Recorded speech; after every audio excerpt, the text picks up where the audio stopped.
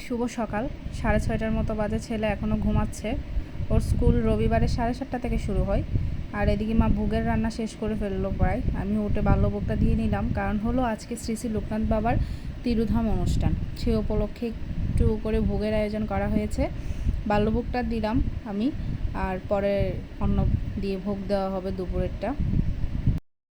আমার ভিডিওটা প্রথম থেকে শেষ পর্যন্ত দেখার জন্য অনুরোধ করছি, ছোট্ট বাবা লোকনাথের ভোগ দেখার জন্য। ভোগ দর্শনে দুর্ভোগ কাটে, এই কথাটাতে আমি খুব বিশ্বাস করি। তাই আপনাদেরকে আমার ভোগের ভিডিওটা দেখার অনুরোধ জানাচ্ছি। তুমি শিবরূপে লোকনাথ, কালীমা রূপে লোকনাথ, তুমি ব্রহ্মলোকে বিষ্ণুপুত্রে, তোমাতে রয়েছেন সব দেবতা।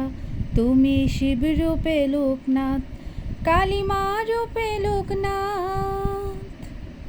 আমার গানের মাধ্যমে আমার আরতি করা শেষ হয়ে গেল। তারপর বাবা বসলেন সন্ধ্যা করার জন্য। সব কাজ সেরে এবার যাচ্ছি ছেলেকে স্কুল থেকে আনার জন্য। গাড়িতে উঠে পড়েছি। ওর স্কুল ছুটির প্রায় সময় হয়ে এসেছে। 5 মিনিট আগে আমি বের হলাম। স্কুলের গেটে চলে এসেছি, গেট খুলে দিয়েছে, এখনও ও আসেনি। আমি আস্তে ধীরে সামনের দিকে আগাচ্ছি। সো ভিডিওটা আজকের মতো এখানেই শেষ করছি। সবাই ভালো থাকবেন, সুস্থ থাকবেন এবং সাবধানে থাকবেন। আর ওদের স্কুলের একটা সাংস্কৃতিক অনুষ্ঠানের আয়োজন করা হয়েছে, সেই জন্য বাস টাঙানো হয়েছে। পরের দিন ছিল স্কুলের অনুষ্ঠান।